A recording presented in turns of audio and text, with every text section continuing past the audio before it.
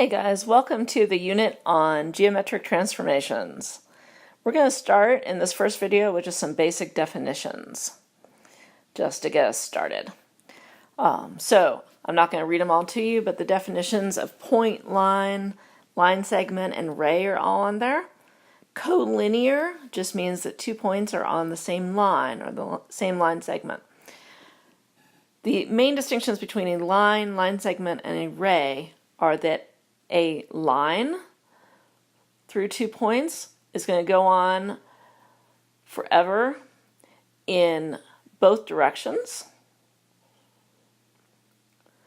whereas a line segment starts and ends at the 2 points, and a ray starts at one point but then goes through the other point and goes on forever. So you have line, you have a line segment, and you have a ray. So point A is a point. I'm sure you can find a couple others in there. A line would be line CD, and we write it with the 2 letters, and then over top we put a line with the 2 arrows showing that it goes on forever. A line segment would be EF, with no arrows on top, just the line segment to show that it's a segment. If you look at GH, you'll see a little arrow on H. So GH is actually a ray. 2 points that are collinear, well, D and G are collinear, but A is not collinear with them. All right, so we can take point at F, and we can draw a line segment exactly 4 units long and end it 4 units over there. And that's really what you have right there. Moving on, an angle is just formed from 2 rays. So 2 non-collinear rays having a common endpoint, as pictured. So, when you're naming it, you always put the letter in the middle is the common endpoint. So G has to go in the middle when you name it.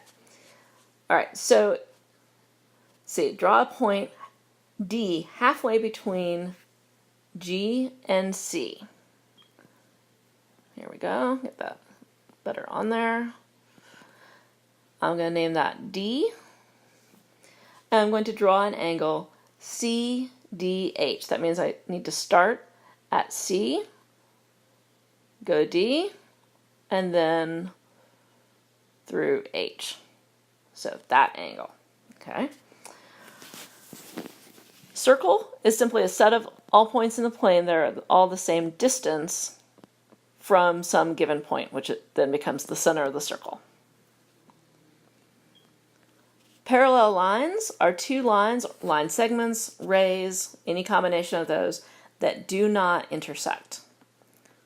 And to intersect is to cross, so they never cross, they never touch each other.